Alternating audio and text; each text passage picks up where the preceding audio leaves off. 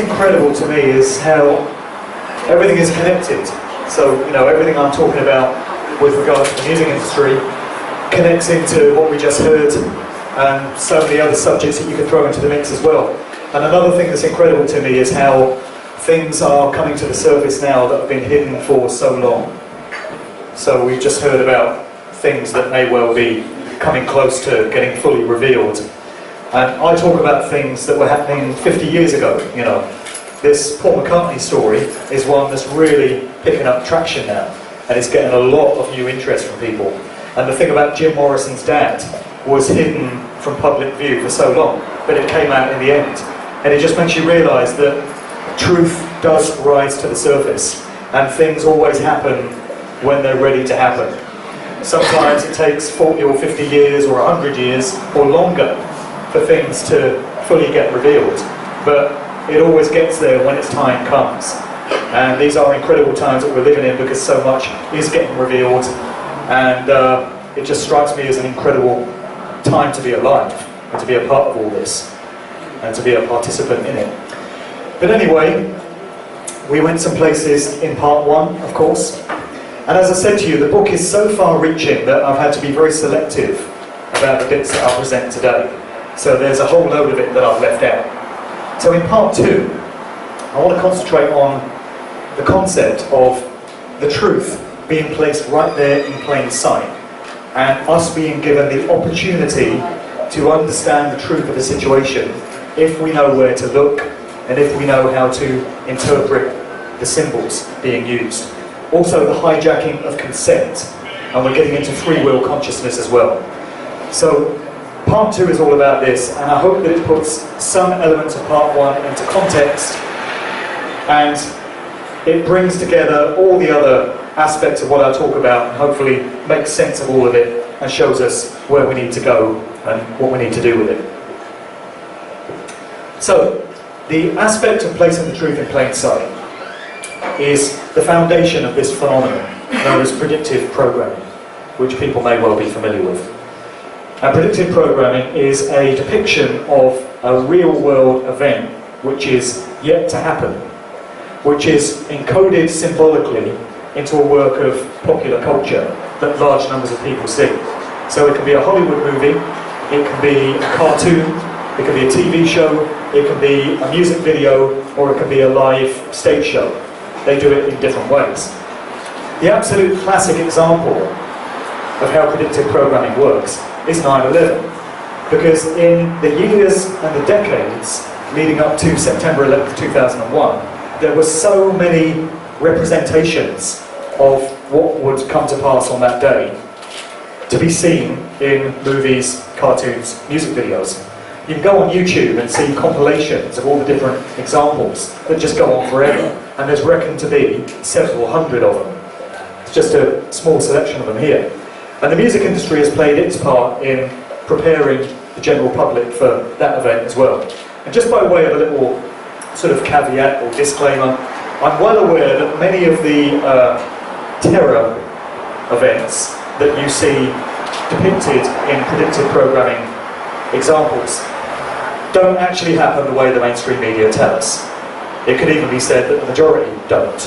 So particularly the times that we're living in now, almost every week we get a terror event reported on the news, which can be shown with a very small amount of research to be a crock of crap. And the official story is complete bullshit from start to finish. It becomes clear that the whole thing is a hoax staged using crisis actors, and the official version makes no sense whatsoever. But it doesn't alter the concept of predictive programming and what it's there for, which is to sow familiarity in the subconscious mind of the general public with a narrative that they're yet to be given. So it doesn't matter if the story is complete bullshit and it's done using actors, they want you to swallow the official version of it, and that's what you get conveyed symbolically in all these works.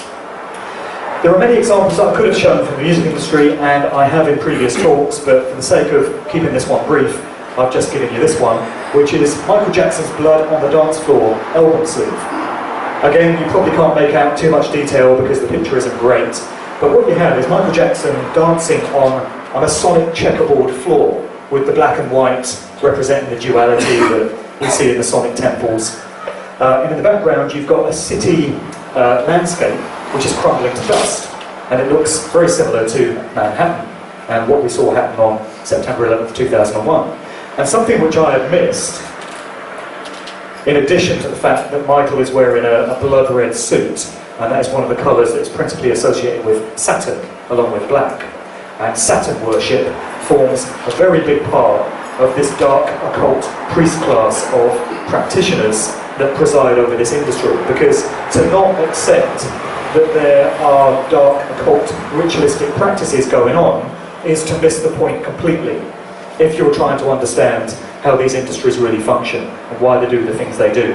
A lot of people think that when you get artists like Michael Jackson or Prince knocked off, which they quite clearly are, to my mind, it's all about corporate greed, and that's all there is to it.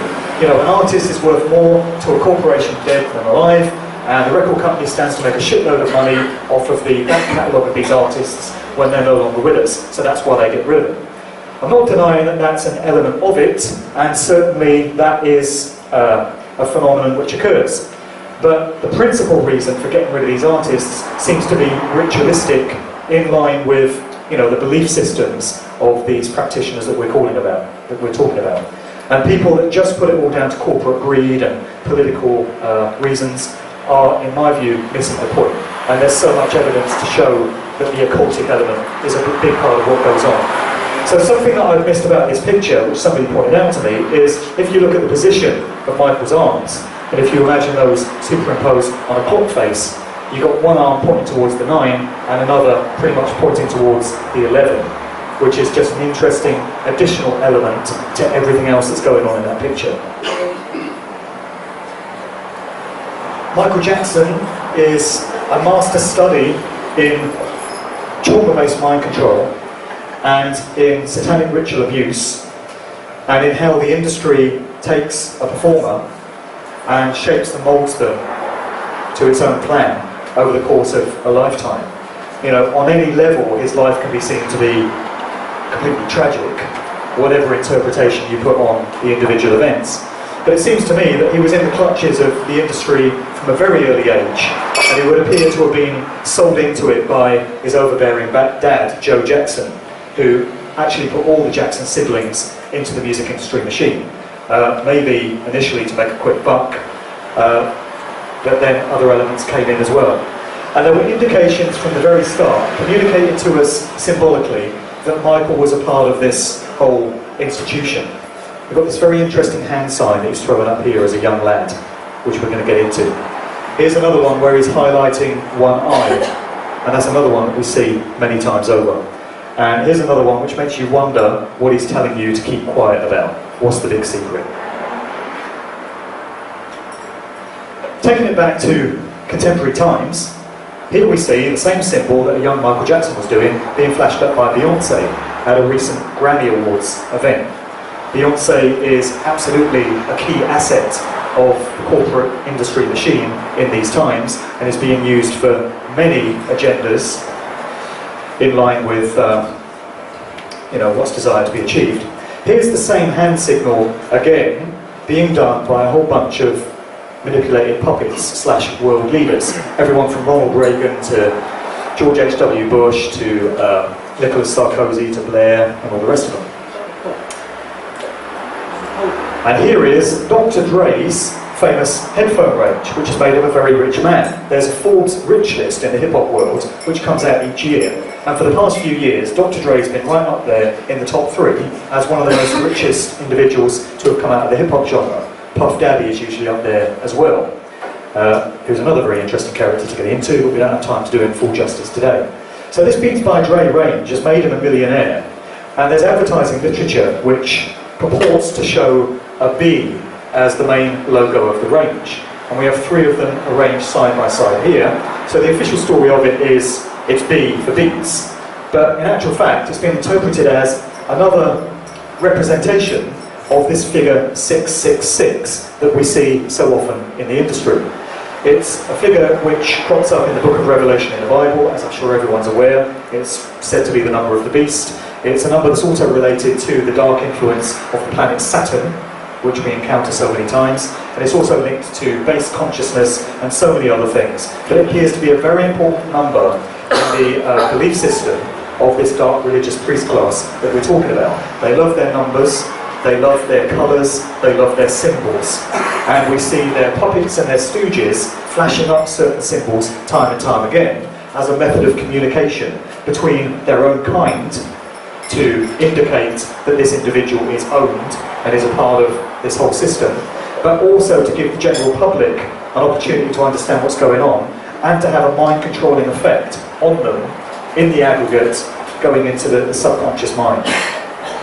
And so here we have another bunch of familiar faces flashing up another symbol, which is one we see time and time again, and going way back to the days of the Beatles, on the sleeve of Yellow Submarine, we have McCartney, or is it, giving it the 6, and Lennon giving it this sign, which appears in various different guises. Here's Eminem doing it in a particularly demonic fashion. But all these symbols that we see have an innocent sounding colour story behind them. So a 6 thing, when you see people flashing up in public, it's supposed to mean, okay, cool, everything's fine. And we see it all the time. Then when it comes to this one, in deaf sign language, which is said to have been invented by this woman called Helen Keller, when you see this sign flashed up like this with the thumb pointing outwards, it's supposed to mean, I love you, believe it or not. What you're supposed to be seeing is a capital I, a capital L, and a capital U.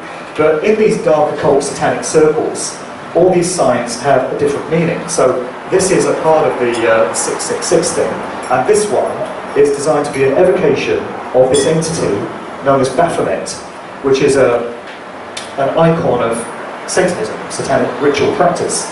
And it seems to be very much revered by those that are controlling these industries. So whereas the general public thinks that this is saying, I love you, when you see somebody like George Bush doing it, who's not known for love and humanity and things like that, it means something very different. And I would suggest that when you see prominent music artists doing it, it means something different as well. As I say, it's a method of communication, and it's a way of getting these symbols supplanted into the subconscious mind of large numbers of people, where it has an effect on their thoughts and their perceptions and even their behaviours and actions without them realising it.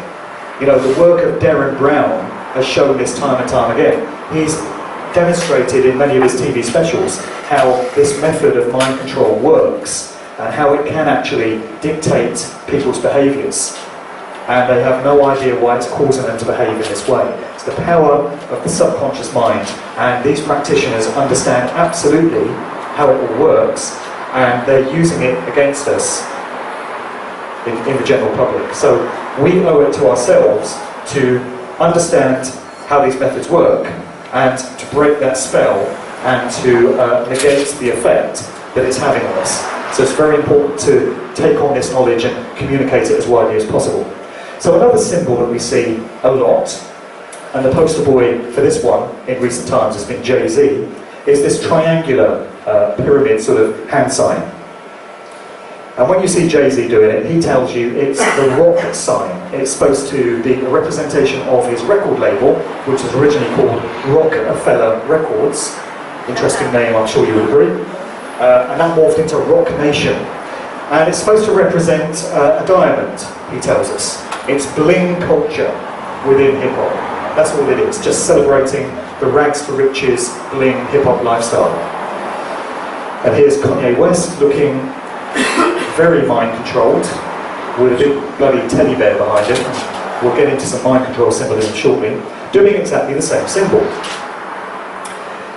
Jay-Z mentioned in a 2009 interview that he invented that particular symbol, and that's what it was. But he seems to have been telling porkies, because here's a picture of Anton LaVey, High Priest of the Church of Satan, throwing up exactly the same symbol. And this would be in the 1960s. The symbol goes a lot further back than that. It's been used in many cultures and civilizations, going back to the ancient world. An interpretation of it is that it's a triangle of manifestation. And it's supposed to represent the bringing together of thoughts, emotions, and action, or mind, body, and spirit, into this kind of holy trinity.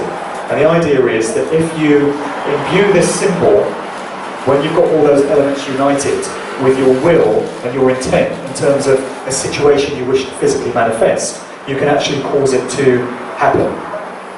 Hence the triangle of manifestation. So you've got to wonder what these individuals are trying to manifest and what the energy and the intent and the will is that they charge this symbol with when they're doing all this stuff. Another one that we see time and time again, and anyone that's missed this must have been in a coma for the last 20 years, is artists covering one eye in one creative way or another. There's pretty much every household name celebrity of the last 10 years seen doing it at some point or another. When I started this section, I talked about things that come to the surface in the end, and often the truth of a situation can be missed when it first emerges. And it could be decades later that you notice things that were staring you right in the face initially, but you weren't in the right frame of mind or armed with the correct knowledge to be able to interpret it properly. And somebody put me on to, this is a little interesting aside, I think it's worth going into, the video for this song, Union of the Snake by Duran Duran. And down the bottom of the record sleeve there, you've got an all-seeing eye, which ties in with the eye symbolism of earlier. I'm sure it's just a coincidence. And I watched the video on YouTube a couple of years back, and it's pretty stunning stuff. And people might want to go away and do this after the meeting. You can get it on YouTube, it's widely available. In the video to the song, you've got the group out in this desert landscape. And they're in a jeep, and they stop in the middle of the desert, and there's all these lizard-type entities crawling around the sand dunes, which is an eyebrow raiser in itself. Then you get this bellhop character that appears and entices a couple of members of the group to get into this elevator that's appeared out of nowhere and go down beneath the desert surface into this underground military installation, like what we hear of domes, deep underground military bases. It appears to be that type of installation. And it appears to be very similar to what we hear about Area 51, this secret institution in the Nevada desert. So the group go down into this underground facility, and there's cages with children, and there's more of these lizard-type entities going about the place. There's a guy juggling in a Masonic black and white checker design, which is classic mind control symbolism. So, you know, what are they trying to communicate with this? And what is it doing in a pop video, which in 1983, most people watching it would have absolutely no idea of the significance of all this imagery. But now, with the availability of the internet and these incredible times in which we live, where the truth of so much is coming to the surface, we can interpret this with new eyes. It's an incredible video, and it reveals so much. And I bet the group were completely unaware of all the stuff that was going into it. It was all stripped in at the production stage. But it's definitely one worth having a look at for anyone that studies conspiracy-type issues. Here's another one which a listener to one of my podcasts sent me, which I've not come across before. Chaka Khan, on her record I Feel For You, which was written by Prince. And Chaka Khan had a lot to say about the death of Whitney Houston, the very strange and mysterious death of Whitney Houston. In an interview afterwards, she was talking about the demonic nature of the industry and how it's a very bad thing for people to be a part of. And she would appear to be one in a position to know. Because on this record sleeve, which came out in 1984, you've got the one-eye thing going on. But what somebody pointed out to me, which is so easily missed, is that in the curls of the hair here, you have a 6, and a 6, cleverly hidden in much the same way as it is in the Disney Corporation logo, and also the National Lottery logo, and so many other corporate logos. That can so easily get missed, but the subconscious mind won't miss it. The conscious mind can't process that type of information, but symbology is the language of the subliminal mind, and that stuff all gets sucked in and absorbed, with people having no idea what's going on. When it comes to placing the truth in plain sight and giving people the opportunity to understand the truth of the situation, if they're armed with enough knowledge of what to look for, we get into the area of trauma-based mind control, which I've touched on a couple of times already. MKUltra was the kind of catch-all mind control program that came out of the CIA, and it had many subdivisions. One of them is known as Monarch programming. It's subjecting victims to horrific levels of trauma, and it often happens at a very young age. So they get these kids from important bloodline families that are deemed, vital to this ongoing agenda. And these unfortunate kids that are born into particular families, you can call them Illuminati families if you like, get subjected to trauma at a very young age. This is how they create new generations of psychopaths to run the world. So, pretty much all politicians and world leaders, and a lot of big business leaders and aristocrats will have undergone this kind of ritual abuse and this trauma at a very early age, which creates psychopathy and dissociation from reality. And the way it works in Monarch programming with many of these celebrities that we're all familiar with is it causes the mind to fracture into different sections, into different alters, to deal with the trauma. It's the only way that the human mind can cope with what's happening to it. It's been understood for millennia, it would seem, how this works, because these elite classes have been performing mind control going right back into the ancient world, the days of ancient Egypt and Babylon, and it's been done generationally ever since then. So when you get artists like Britney Spears that all of a sudden start going a bit crazy, as she did the other year, shaving her hair off, and attacking cars with an umbrella, the general public looks at this and says, what's going on with these artists? What's the matter with them? Why do they all go a bit crazy? And they've hit the nail on the head there. They are going a bit crazy because what's happening is the mind control programming that they've undergone is starting to wear off, and they're starting to regain aspects of their original personality rather than the programmed ones which have been brought to the fore. And they're the elements of this person that interact with society on an everyday basis that we're familiar with. When it comes to these methods of mind control, dissociative Monarch programming, there are a number of little visual symbolic clues to indicate that this is present. And one of them, believe it or not, is the wearing of Mickey Mouse ears. Because what we have here is a reference to the Disney Corporation, which is deeply satanic when you get down to its true nature, very different to its benevolent, all-American, squeaky clean, family-friendly front image, as with so many things. And there have been so many artists that have come out of the Disney Corporation, and specifically the Mickey Mouse Club, which is like this training and recruitment ground for new pop artists. So Britney Spears was a part of that, and at the same time you had Christina Aguilera and Justin Timberlake equally coming out of the Mickey Mouse Club, and they all became high-profile singers at pretty much the same time. Mickey Mouse ears are seen in lots of other cases. Here's a picture of Madonna, who is often referred to as the grand priestess of the industry, particularly in latter years, where many of her stage shows have been absolutely steeped in occultic imagery and Masonic stuff and Kabbalistic stuff. When you see her show from the 2012 Grammys, it's like an A to Z of occult symbolism. Where do you want to start? So here's an early picture of Madonna with Mickey Mouse ears. If one or two of these artists were pictured with these things, you might be able to chalk it up as a coincidence, just one of those things, a way to look cool. But when so many of them are pictured in this way, it goes way beyond the realms of coincidence, and the odds of it being just that stack up to ridiculous proportions. Here's Jessie J, British artist. There aren't many British artists that crop up in this level of the story, but she's one.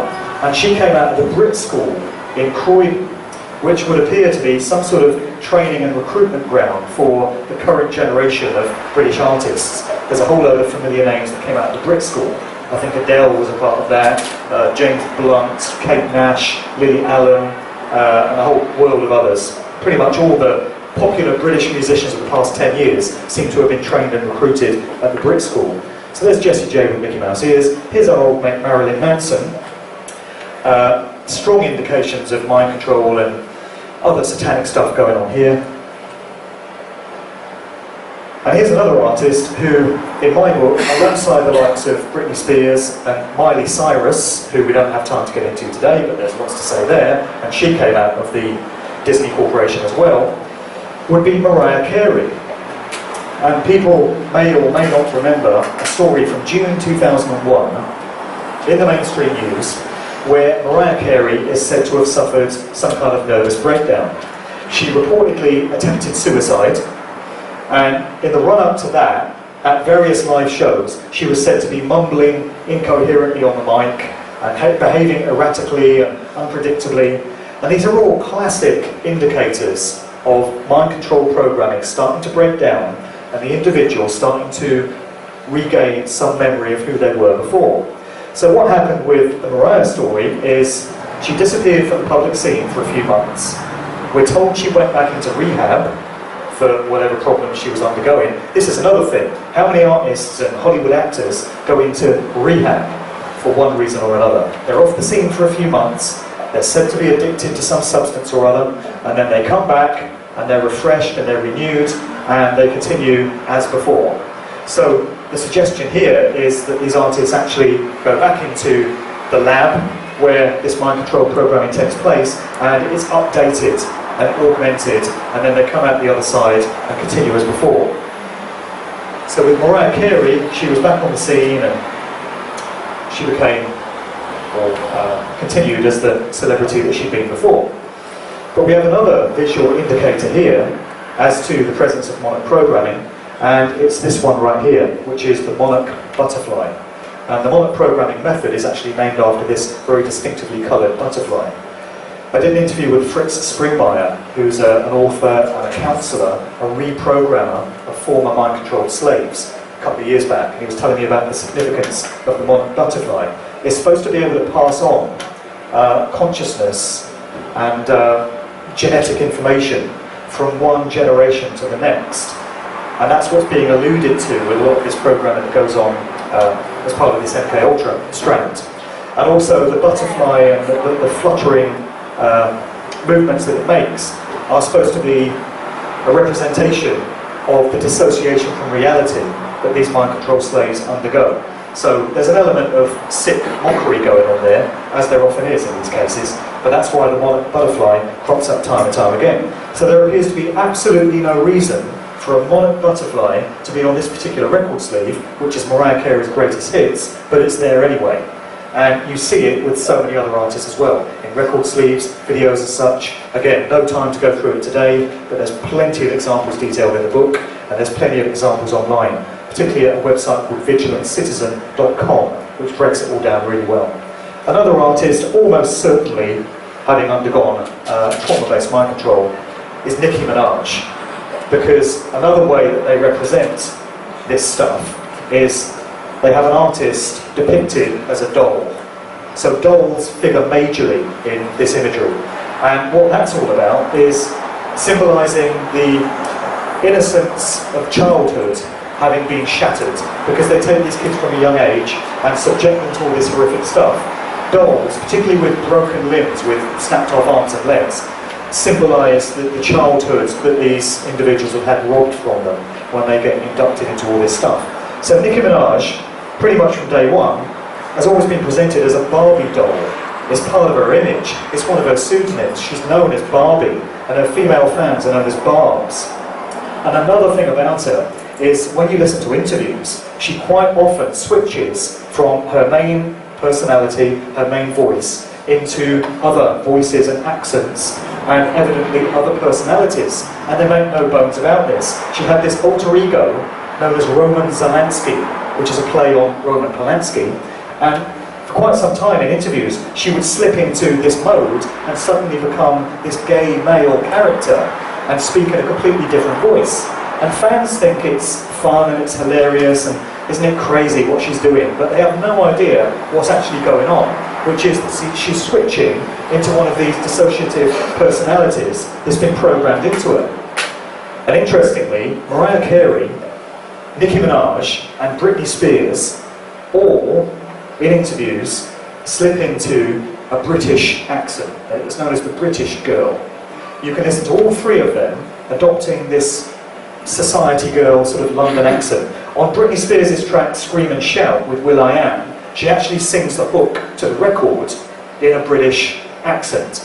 So you've got to wonder whether this is one of the standard programming alters that they put these individuals through in these programming labs. Every country around the world, in all the big clubs, it's become very popular over the course of the last 25 years, I guess.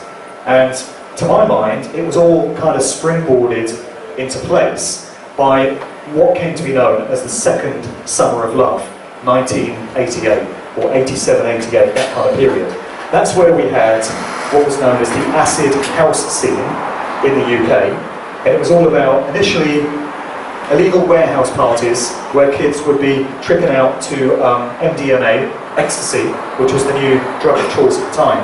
And that later evolved into rave culture, where you had all these open-air raves in fields and stuff. And that whole scene seems to have kick-started house and dance music being accepted as the main music of the youthful generation of these times. And from those early days of 87, 88, you can see how it spread out initially across the UK, and we had the birth of all the super clubs, Cream, Get Crasher and all the rest of them. And then that scene became so lucrative and so popular and so high profile that it was exported out around the world. And now it's arguably the most popular genre of music out there among people of a certain age. I can see a lot of parallels between the second summer of love and what was going on in Britain in 88 and what was happening back in the first summer of love, 1967, in California. The drug of choice there was LSD, so that got replaced by ecstasy. The music of choice was psychedelic rock, that got replaced by acid house. And it seems to me like the same blueprint and template in social engineering was being rolled out again, one generation later, having been so successful the first time around. That's just my view on it. But anyway, what we're looking at is this field of music now known as electronic dance music. And I've started to notice many of the signs and symbols and the visual clues cropping up in this genre that I've seen before in hip-hop, R&B and pop music generally. And it looks as if they're now starting to do a number, big time, on this particular genre. One of the most successful DJs and producers in this field right now is a German guy by the name of Paul van Dyk. For quite a number of years, he's had this very interesting logo on his record releases and on his website, on his flyers and things like that. And I've wondered for a while what it is. It's quite an intriguing one. I've tried to put an interpretation on it. So you've got this triangular thing with the two corners cut out there, pyramids the whole way. Then I came across the logo for British military intelligence, MI5, and it looks very similar to Paul van Dyk's logo. So you've got the pyramid thing, you've got an all-seeing eye in the capstone there, so there's another symbol thrown in, and you've got the corners cut out there into triangles, and when you flip the Van Dyke logo upside down and put it side by side with the MI5 one, they look very similar. So what the connection is between a German producer and British intelligence, I don't know, but the evidence is undeniable in terms of those symbols looking very similar. You could chalk that one up as a coincidence and say it's just one of those things, as many people do. But then you have to answer why it is that a very high-profile Japanese DJ and producer by the name of Steve Aoki uses exactly the same logo, complete with the all-seeing eye inside the capstone. Why would that be? And it's illuminated as well. So here we go with some familiar signs and symbols that you would have encountered elsewhere. A pyramid covering one eye on this release from Freddy Legrand, Dutch producer. This group is called the Freemasons, so they're not even trying to hide it. And here's one of their videos inside a church with a bloody great pyramid. Then we have this act called Foxes, and you have this girl that appears to be not here, somewhere else, in a trance, with a 6 sign over one eye. MK Ultra, this lot aren't even trying to bloody hide it either. Talk about blatant. It's an actual group called MK Ultra in the EDM field. And here's another one of their releases with a frigging great pyramid again. And isn't this one revealing? One of the biggest dance music producers and DJs of the past few years is a guy coming out of Toronto, Canada, by the name of Joel Zimmerman. I think he might be Jewish.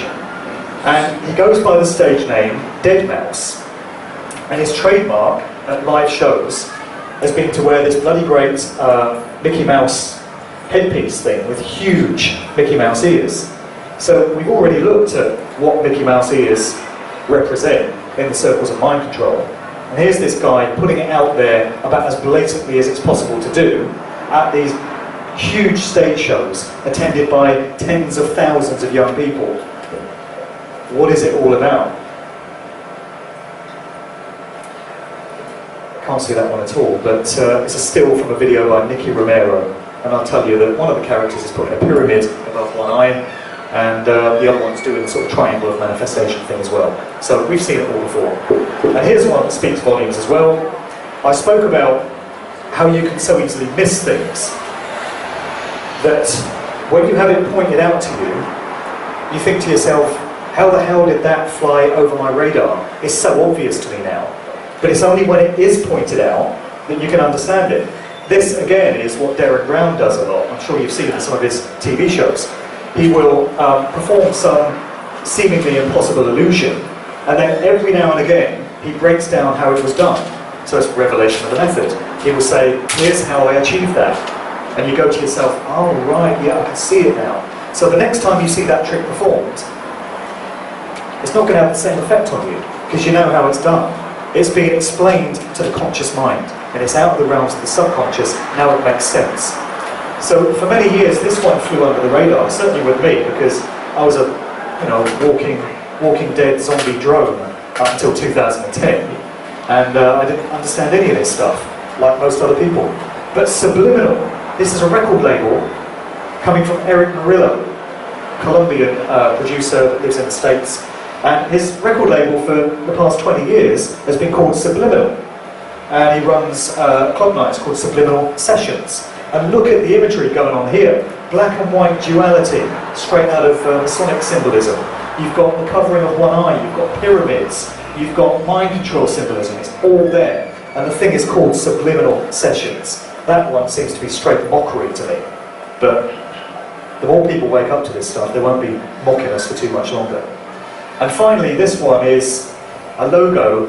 You're probably struggling to see that one as well, but it's a logo for a massive dance music festival in Belgium called Tomorrowland. And if you can't see it, at the top of the logo there is a great big all-seeing eye.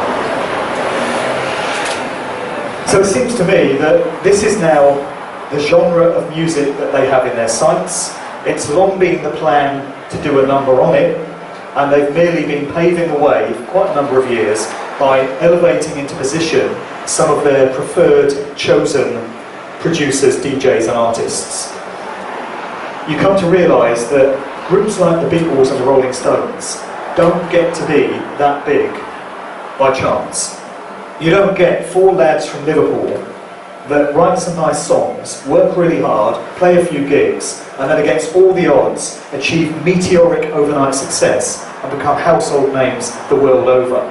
We have a controlling elite class that have every other aspect of life locked down, and they're not going to leave it to straight chance which groups become that big.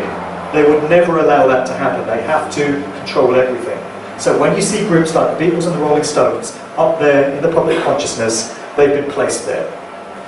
And the same thing with all these other genres. With electronic dance music, you see all these big name DJs and producers that are adored and revered by millions around the world and have fan bases of millions. That wouldn't have been left to chance either. These individuals will be the chosen ones that have been selected to be a part of this agenda. Let's move into part 3 as we start to wrap up. And this is all about where the solutions lie.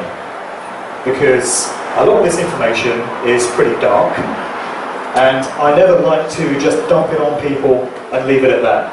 Like, we're all fucked, goodbye.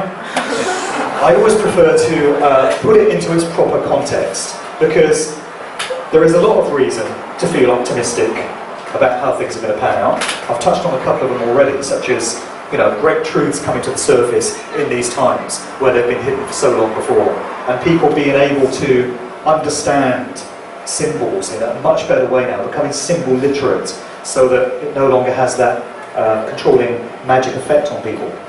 And some other solutions lie within the realms of free will consciousness, which is our greatest gift as sentient, conscious humans, and natural law. So natural law is known by many other names: spiritual law, universal law, karmic law, call it what you will. It actually sits there at the foundation of all the major world organised religions. before all the dogma and all the rules and regulations and all the stipulations of these various holy books was added, at the very core of all the major world religions is this same teaching, which is that we are to do no harm. You are to not undertake actions and behaviours that cause harm to another living being. That's the message, that's the golden rule of morality, and what it boils down to is it's a spiritual law that is set into place by the creative force behind this universe. Do no harm. It can be expanded and better understood by this phrase: do not treat others in a way you would not wish to be treated yourself. It's the simplest lesson in the world. It can't get any simpler. A 5-year-old can understand it. I've got this thing pinned up all around my house for my kids to be absorbing the whole time. And it speaks volumes to me that this is not taught in schools. Because who, in a sane state of mind, could object to this teaching? If everyone in the world were to observe this golden rule and apply it, everyone's human experience improves. It really doesn't take much just to take on an understanding of this basic principle. But of course this is occulted from us by this satanic elite priest class that we have running the show. But nevertheless, it's my view that they understand how natural law works. They understand the golden rule, and they understand that whether we like it or not, whether we choose to accept it or not, it's in effect, and we're all bound by it either way, including them. You are to do no harm. What I think is going on is, in their sick, twisted, distorted mentality, because they're psychopaths, and because they're so far removed from the original creative essence of the universe, they see themselves as gods. But they have this grudging acceptance of the fact that they're bound by the tenets of natural law and that they're not supposed to do any harm. It's my view, and the view of many other researchers in this field, that they feel that by communicating elements of what they're all about, what they're doing, and what they plan to do, they can escape the karmic consequence of do no harm, because they've put the emphasis and the onus on us. So they've let us know, albeit in a cryptic, encoded way, which you could argue hardly anyone could be expected to understand. But nevertheless, the opportunity is there to understand it. And once they've communicated that to us, when we don't object, they feel they've got a green light to go ahead and do it, and now the karmic onus is on us. So to not say no is to tacitly say yes in their sick, twisted mentality. That actually makes sense of why it would be that we see signs and symbols everywhere. That makes sense of why, for every major world event you could pinpoint, there's some element of predictive programming in a work of popular culture that's gone before it. Even the Bastille Day event in France of a couple of days ago, it turns out there was actually a movie called Bastille Day, released in April of this year, which depicts a terrorist event in France on Bastille Day with involvement from a CIA agent. So that appears to be that particular event's depiction, prior to the event. But we see them all the time. And it's my view that the reason they do it is to escape the karmic consequence of natural law. Here's a very interesting phrase from Savile. We've gone full circle, we're back with him again. And he, as a wizard and an occult practitioner, by all accounts, would definitely have been in a position to understand how these dynamics work. He came out on a TV interview a few years before his death, and it was David Frost, another Sir, who was hosting the show. And so Savile comes out and he's wearing this sweatshirt which says, "I am an animal and I will eat you if I have to." And so David Frost says to Jimmy, "What's all this then, Jimmy? Why have you got this on your shirt?" And he comes out with his usual bluster and bullshit and says, "You must give them all fair warning, you see." And I think that is so telling. Give them all fair warning. He's actually communicating this truth of the way in which they operate. They give us the opportunity to know the truth of the situation, but they know that 99% of us will not know how to interpret it, and so we'll give it our tacit consent and approval. They've hijacked our free will consciousness, and as they see it, they can now go right ahead and do it. That is the key to understanding so much, I would suggest. As I've said, we're living in times where truth about so many things is coming to the surface, and the opportunity is now there to know all these things if there is a will present on the part of the individual to do the study and to do the research. And I would suggest that it's a responsibility of those people that come to this understanding to communicate it to as many other people as they can. That's the only way that things are going to change in this world. And the controllers that we have are trying to send us off down a very dark and dangerous road, as I'm sure we all understand. And they've got some plans for where they want to take human society, and for where they want to take our kids, for those of us that have kids. We have the opportunity to head that off by communicating truth as widely as possible. And it's not only an opportunity, but it is an obligation and a commitment and a responsibility of those that come to these understandings. Another thing that they're doing is manipulating energy. They understand that everything is made up of energy and vibration and frequency.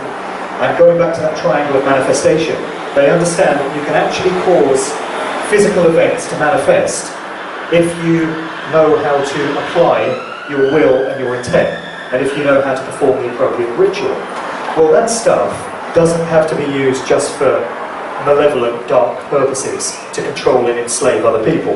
Those same processes can be used to will into manifestation malevolent situations that uplift and help and are actually of benefit to humanity. So if enough of us understand the methods by which these things are done, we can actually overwrite this dark, controlling version of events that we have with a much brighter and better version of reality anytime we want. This takes us back to a famous quote from Aleister Crowley, there he is again, where he said in his book of magic, "Magic with a K is the science and art of causing change to occur in conformity with will." That's what it is. We have the ability through our consciousness and our intent to dictate the reality that we experience. And the minute the crucial quota of humanity realises that and starts applying it, is the moment that everything starts to change.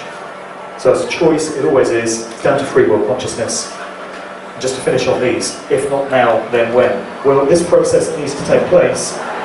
It could happen in 10 years, it could happen in 1 year, but it strikes me that today is as good a time as any other. Why not now? And also, if not you, then who? Any one individual can be a part of the process that needs to take place. You don't need to have letters after your name, you don't need to be from any particular social background, you don't need to have studied at any particular academic institution. Any one individual with their consciousness intact can be a significant part of what needs to take place. One person can't change the world. We often feel disempowered and helpless when we look at all the dark stuff that's going on, all the paedophilia, all these bloody terror events that they keep rolling out. You can look at all this stuff and think, it's just hopeless, you know, what can I do? Well, any one individual can do very little on their own. But when we come together and we pool our consciousness and we pool our good intent and we support each other, then we can have a very, very dramatic effect on the way things pan out. So one person can't change the world, but they can be an essential component in the process that does. Because if everyone's sitting around thinking, I can't do anything, I can't change anything, therefore I'm not going to try, you could have 1 million people saying that. And that's 1 million people who, united and all on the same page together, could be having a major, profound effect if only they realised it. Everything that I've mentioned today is in the book, and a whole lot more is as well. As I said, I've only really scratched the surface. But I hope that this second part has brought some of these strands together, showed how they're all linked, and left you with a message that we really can change the situation that we currently have, and that we shouldn't just roll over and admit that we're done, because things can pan out in a very different way. I've got copies of the book at the back for anyone that wants to purchase one. I'm going to be around to the end of the talk. And I believe that's pretty much everything I wanted to say, so thank you for listening.